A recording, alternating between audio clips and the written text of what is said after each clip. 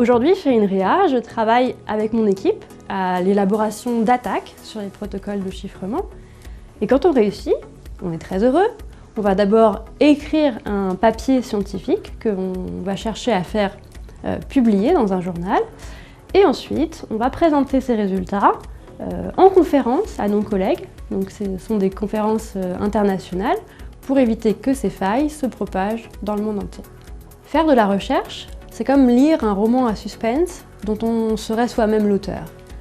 On attend la conclusion avec impatience, mais on peine parfois devant la feuille blanche.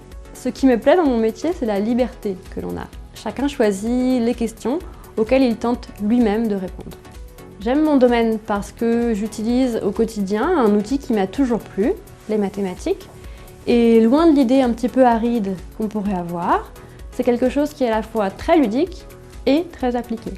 En réalité, on trouve de la cryptographie dans des objets très ordinaires, comme les passeports, par exemple, les cartes bancaires, bien sûr, et aussi les applications de messagerie comme WhatsApp. En dehors du travail, c'est le désert. C'est le désert qui me passionne. J'ai été dans le désert de Gobi, dans le désert du Sahara, et je prépare pour cet été un voyage dans le désert du Namib. En ce moment, chaque matin, devant mon café, je prépare mon itinéraire. J'ai aussi appris à changer une roue, quoi faire en cas de tempête de sable, et je sais me repérer, même sans téléphone et sans réseau. Ces voyages me procurent un sentiment de liberté très intense et de sérénité. On se sent toujours tout petit face aux horizons infinis. Voilà, tout voyage commence par l'étude attentionnée d'une carte, on regarde les points intéressants, les petits chemins, et puis ça finit par des beaux souvenirs. Regardez.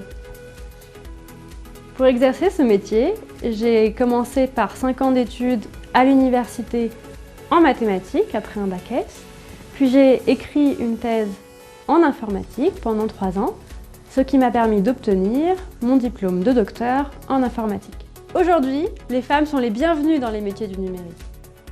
Au quotidien, je m'occupe aussi de mon cheval. Quand je viens monter après une longue journée de travail à cheval, ça me permet de m'évader vraiment complètement. Les écuries du Vermois se situent à seulement une vingtaine de minutes de mon travail. Donc Ultan, c'est un vrai compagnon de vie. Je l'ai acheté quand il avait 3 jours. C'était un poulain orphelin, moi j'avais 18 ans. Et depuis, il m'a suivi donc depuis 10 ans dans tous les endroits où j'ai vécu. Il a été à Amsterdam avec moi pendant 1 an par exemple. Ultan, c'est un animal de compagnie, mais c'est aussi mon partenaire de sport. C'est avec lui que je me détends et que je dépense mon énergie le soir. Venir monter, ça contribue vraiment à mon équilibre. Allez les filles, osez les sciences!